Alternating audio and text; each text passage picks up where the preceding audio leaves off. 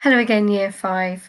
This is your sixth out of 10 history lessons based on the Windrush and the theme of community. Let's make sure we have everything we need to begin today's lesson. Are you ready? You'll need something to write with, a pen, a pencil, and something to write on. Pause the video if you need to go and collect those items before we continue with the rest of today's lesson. So here's today's starter activity. Fashion this. And specifically, we're looking at wedding attire. It's another way that we can begin to organize the chronology of events and time periods in our minds is by looking at some of the fashions. Now, I've purposely chosen photographs that are all in black and white to try to keep things as neutral as possible. But pause the video now so that you have time to match up those pictures with the dates at the left-hand side. So, see you back in a moment. Welcome back. Okay, let's see which decade matches which attire. First up, the 1920s, and there they are all the way down that bottom right-hand corner. The 1960s over here, I think it's Elizabeth Taylor, famous actress, there in a beautiful, beautiful gown. The 1980s, I think some of our parents and maybe older siblings may recognize the actor there. And in the 2000s, we've got Beyonce and Jay-Z over there at their wedding. Well done if you got them all right. If not to worry. It's just a quick starter. Let's get on with today's lesson. So last time we looked at the differences that the community of Caribbean people those from the West Indies would have faced as they journeyed from their homeland to England. And some of the changes there may have been with the weather, the music, the food, and culture in general, and how this may have affected the way that they felt and maybe some of the thoughts they had in the lesson before. I really hope you took the time to have a little listen to some calypso music as well, and some of that big band swing music too. And today we're going to think about whether or not those feelings will always be the same. What was it like in those first few weeks, months, that they were here in England? I want you now to think about a time when you had to start something new, maybe a new club or group, maybe a new school, or maybe you've had to travel to a new country. Maybe this is something that you've experienced for yourself. How did your feelings change over time? Stop the video now and draw yourself a timeline across your page, just like I've done down here. And I want you to think about this feelings wheel. What was it like maybe before you started that group or that club or that school? What kind of feelings can you pick out when you first arrived? What about after a week? How were you feeling? And how are you feeling now? Is there a change? Pause the video so that you can complete this task.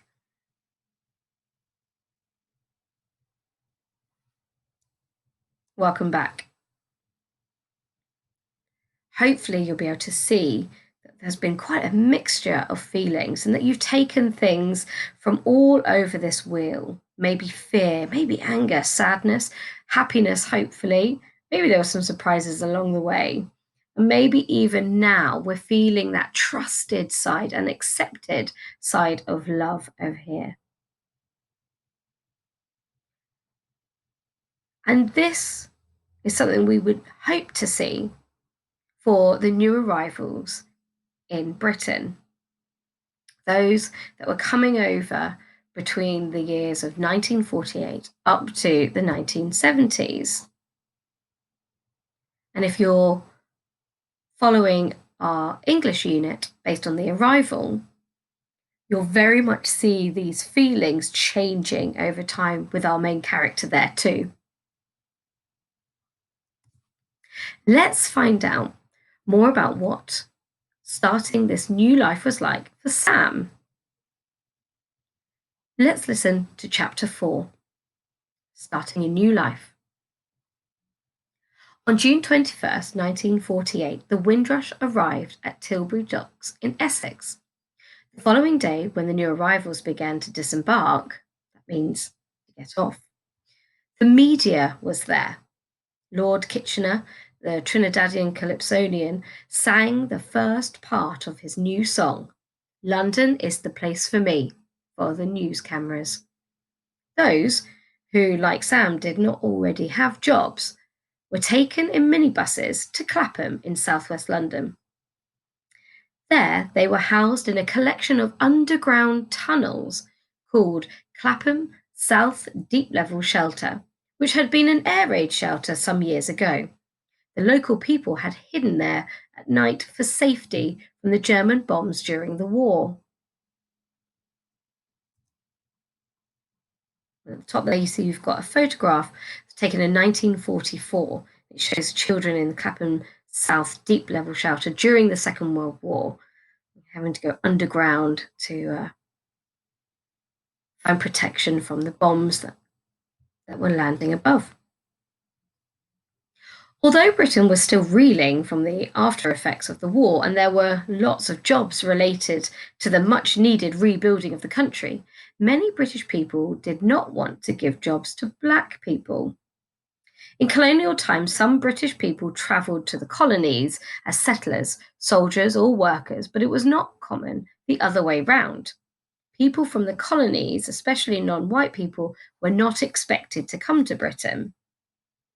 Sometimes the new arrivals were paid less than white workers for doing the same job. Others often had to accept menial jobs below their abilities. By menial, we mean jobs that they could do very easily.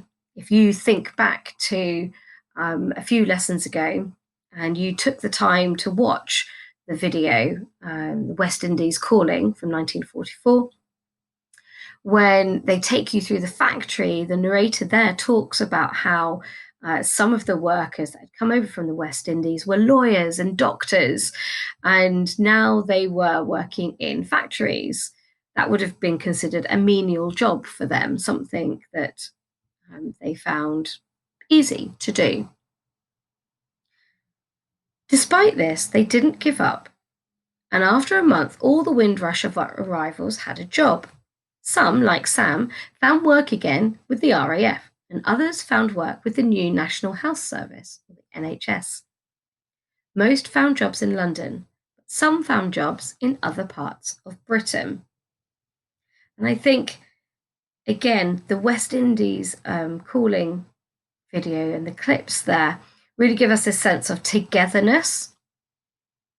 But I think it's been raised here as well, that there was still this underlying racism and segregation that was still relevant and still apparent in British communities. There were still some injustices, and we'll come back to some of this vocabulary later, in the way that we treated those people that lived in Britain and those people that had come to live in Britain from other countries.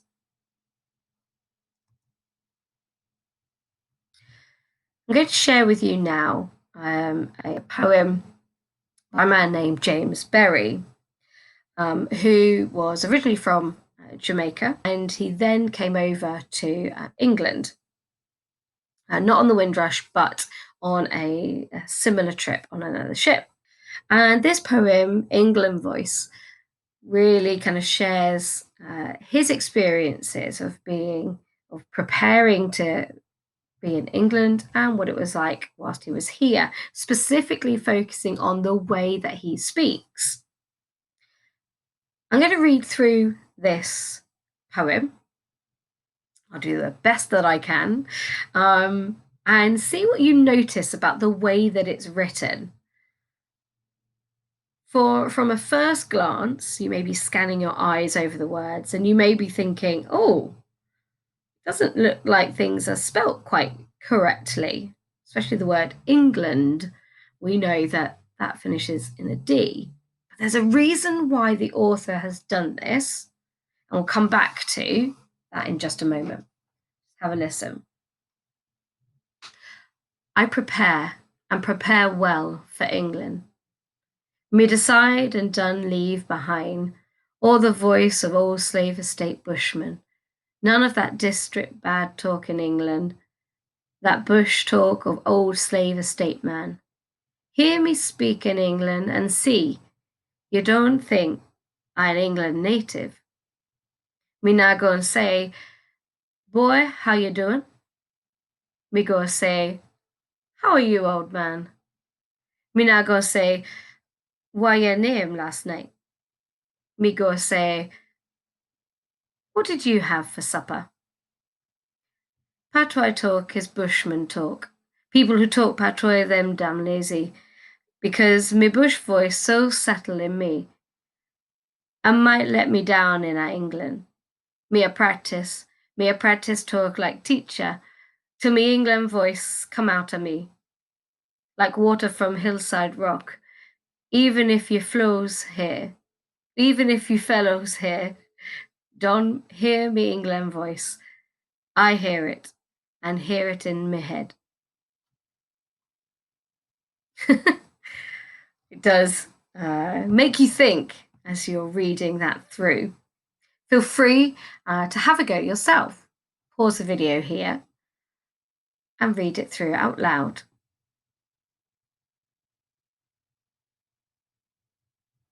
Okay.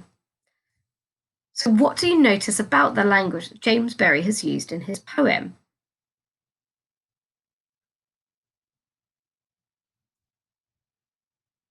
He's written it in the way that he would say it. Literally. So if he wasn't going to pronounce that letter, he's not going to use that letter.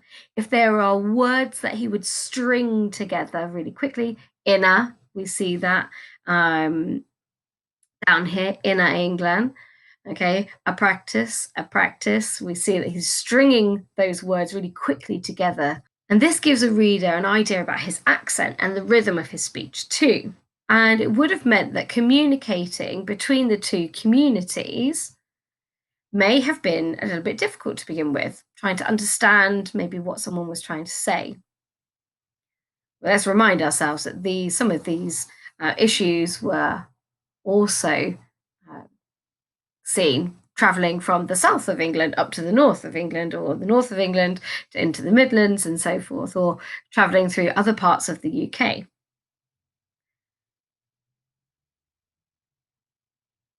Why is he practicing talk like teacher? Me a practice talk like teacher till me England voice come out of me. Why? Why would you want to do that?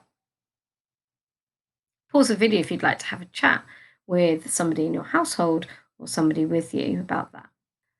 So one of the reasons why he may be doing this is so that he can feel, so he's practicing speaking in his English voice so that he can feel like he belongs more to the community.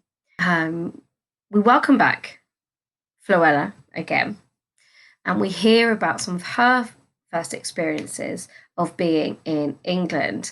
And I think this is really interesting, especially after yesterday's lesson, where we found there were some quite big differences in kind of the weather and the climate between these two communities. And I wonder how her feelings may have changed. We met her in the last lesson. She was feeling very scared, a little bit excited, kind of worried, a bit lost. And I wonder how she's feeling now that she's here. There was, however, one kind of weather that made me feel happy, even though it was cold. I so clearly remember the first time I experienced the thrill of it. On a cold morning, as I huddled under my thick blanket, the smell of the paraffin lamp still lingering in the air. I was awakened by a stillness, an eerie quietness. A strong, clear light shone through the curtains. Not the usual murky greyness, but a magical light.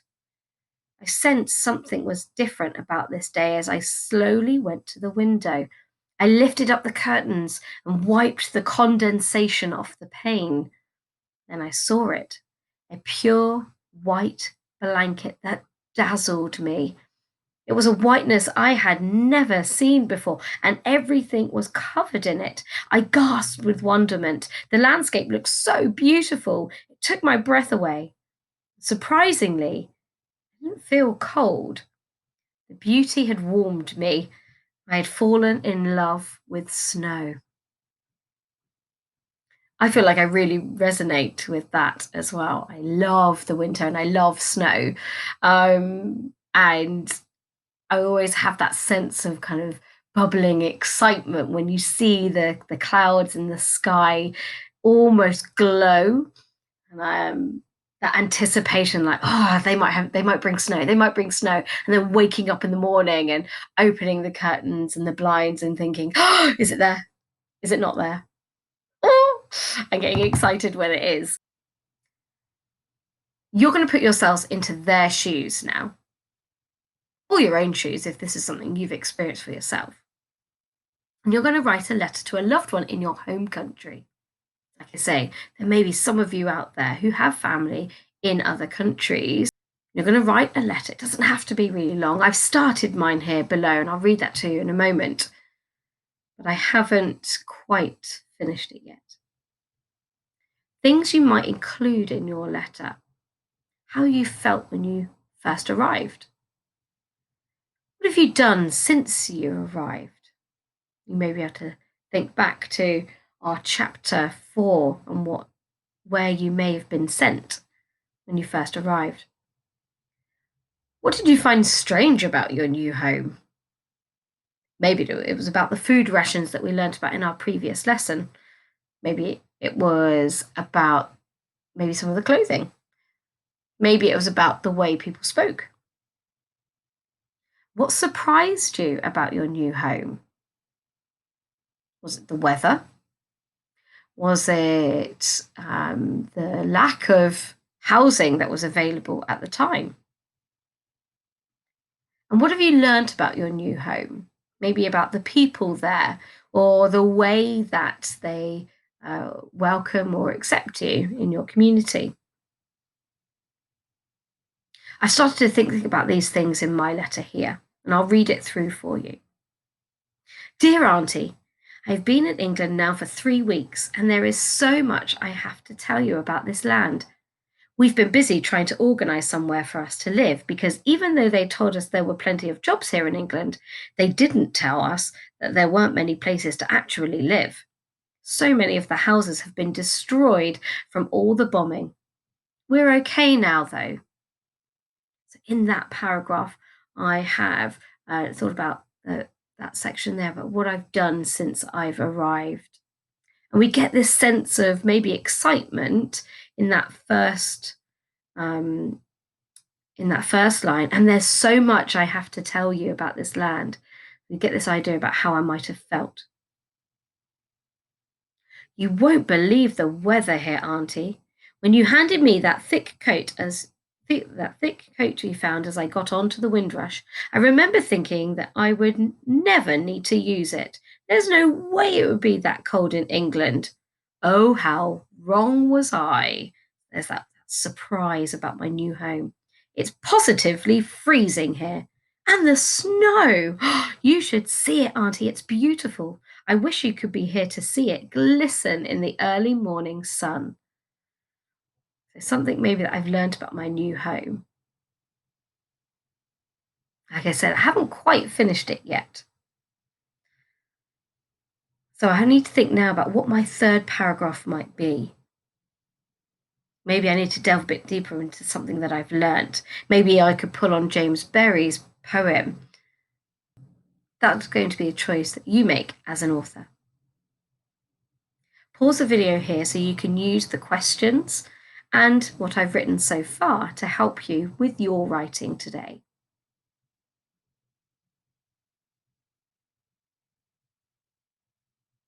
Great writing today.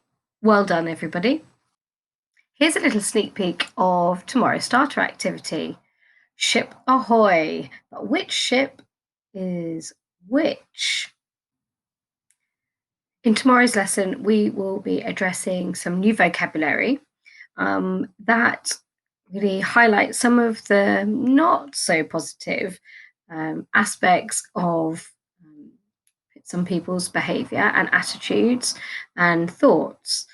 We will try to discuss those in as much detail as possible so that you fully understand what they mean. But you may wish to have an adult to hand if you need any further explanation. Things weren't always as easy for our new arrivals as maybe it seemed. I'll see you tomorrow. Bye bye.